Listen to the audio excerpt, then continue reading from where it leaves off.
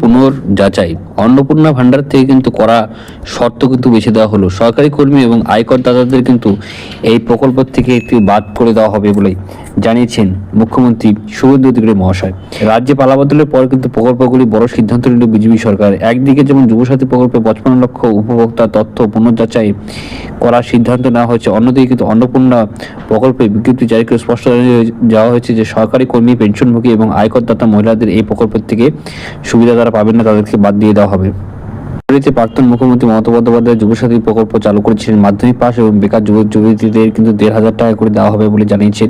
পরে নতুন সরকার ক্ষমতায় এসে মুখ্যমন্ত্রী ও শুভেন্দু অধিকারী জানান, কোনো জনকল্যাণমূলক প্রকল্প বন্ধ হয় না, বরং বেকার ভাতা বাড়িয়ে 3,000 টাকা করে দেওয়া হবে।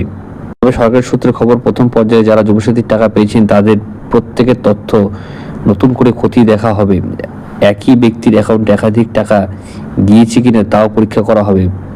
ফলে পুনর্যাচাই সম্পূর্ণ না হওয়া পর্যন্ত আপাতত বেকার ভাতার টাকা বন্ধই থাকবে। অন্যদিকে জুন মাস থেকে অন্নপূর্ণা ভান্ডারের প্রকল্প আর্থিক সহায়তা শুরু করবে রাজ্য সরকার।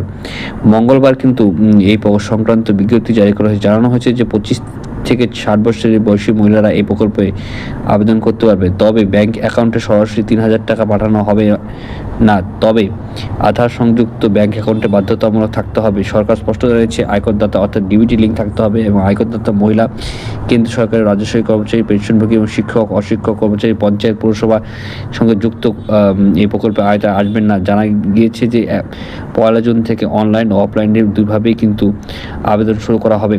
লক্ষ্মী ভান্ডারের অনেকেই উপভোক্তার নাম সরাসরি অন্নপূর্ণা ভান্ডারে স্থানান্তর করা হলেও নতুন শর্ত মেনে কিন্তু চূড়ান্ত অনুমোদন দেওয়া হবে। প্রশাসনিক মহলের মতে নতুন সরকার জনকল্যাণমূলক প্রকল্পগুলি স্বচ্ছতা নিশ্চিত করতে কিন্তু এই করা যাচাই কিন্তু শুরু করেছে এবং প্রক্রিয়াকে চালু করেছে। তো আশা করছি ভালো লাগছে, লাইক করবে, শেয়ার করছে, সাবস্ক্রাইব করবে। জয় হিন্দ, বন্দে মাতরম। ধন্যবাদ এটি দেখার জন্য।